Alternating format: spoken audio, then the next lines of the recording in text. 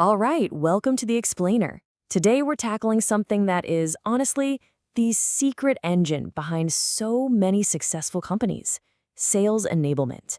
It's this crucial but often totally invisible link that takes a great product and turns it into actual revenue. So, let's dive in. So, you've done it. You've built something amazing, right? It's innovative, it solves a huge problem, but then nothing. It just sits there. This is like one of the most fundamental challenges in business, period. We all kind of hope a great product will just fly off the shelves, but it doesn't. So, how do you actually get it sold? Well, that's exactly what we're going to unpack today. The answer? Well, it lies in building a bridge. A really strategic bridge that connects your product people with your revenue people. And yeah, you guessed it, that bridge, it's called sales enablement. Okay, so what is this thing officially? At its heart, sales enablement is the whole process of gearing up your sales team for success. And look, it's so much more than just handing them a brochure. We're talking about arming them with everything they need. The right tools, the perfect content, the absolute sharpest messaging, so they can walk into any conversation and just win. This quote here really hits the nail on the head. If GTM gets the product to market, sales enablement helps get it sold. I love that. Most of us, we've heard of a go-to-market or GTM strategy, right? That's the big plan for launching something. But sales enablement, that's the critical next step. It's the day in, day out work that makes sure the product actually sells after it's launched. And a huge piece of this is the partnership between product marketing and sales. It's absolutely key. So if you look here, product marketing is kind of in the driver's seat, right? They're creating the messaging, the training, the competitive intel. But then look at the sales team's column. This is their critical role, providing feedback, participating, and validating all that stuff. I mean, they're on the front lines. They're the ones who bring back the real-world insights that make all these materials actually work. It's this constant, super important feedback loop. Okay, so how does this all work in the real world? Well, it's all about building a sales toolkit. Think about it. If you're going to equip a team for a mission, you need to give them tools, tangible assets, a playbook they can just pull from to handle literally any situation they run into. All right, first up, you've got the essentials, the foundations. The pitch deck, that's your visual story. The one-pager, that's the perfect, super concise thing you leave behind. Battle cards, these are your secret weapons, your cheat sheets for when you're up against the competition. And the demo script, that's all about making sure everyone is showing off the product in a consistent, powerful way. These are like the absolute must-haves. Then you've got the tools for specific situations, right? Like what happens when a buyer hits you with, it's too expensive. Boom. That's what the objection handling guide is for. How do you prove your value with actual hard numbers? You whip out the ROI calculator. And honestly, nothing builds trust faster than a great case study that shows, hey, we solved this exact problem for someone just like you. Okay, so you've built this incredible toolkit. It's packed with goodies, but tools are pretty useless if nobody knows how to use them, right? So the next big phase is all about training. It's about bringing that playbook to life and making sure the team can actually go out and execute the strategy. And look, a great training session isn't just one long, boring meeting. No way. It's a whole process. It kicks off with a deck to get everyone on the same page. Then you do a focused live session, a real deep dive. After that, you support them with follow-up materials, recordings, cheat sheets, so they can review everything.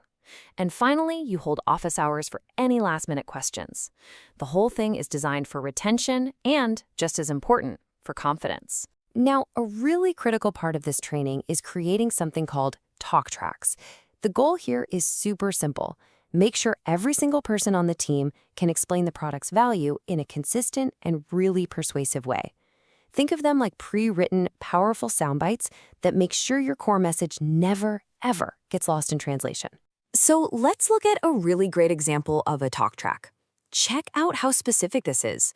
It doesn't just say companies, it says mid-size HR teams.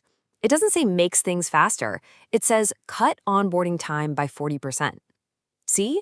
It doesn't just list a feature like automation, it connects that feature to a clear, compelling benefit, getting your new hires productive faster. That is what makes a talk track so powerful. Okay, so we've built the tools, we've run the training, the team is fired up. But how do we actually know if any of it is working? The final piece of this whole puzzle is measurement. It's about proving that all your enablement efforts are having a real, measurable impact on the business. And the great thing is, we're not just guessing here. You can track concrete things, like asset usage. Are people actually using the stuff you built? Time to first deal for new reps. Are they getting up to speed faster than before? And of course, the big one, are close rates going up? You take that hard data and combine it with feedback from the reps themselves, and suddenly you have a really clear picture of what's working and what's not. You know, theory is great, but let's make this feel real. Let's walk through an example. Imagine a company is about to launch a totally new pricing model. This is a classic situation where if you mess it up, it can cause a ton of confusion and you could lose deals. Sales enablement here is absolutely critical. So what did this company do? They went back to the playbook.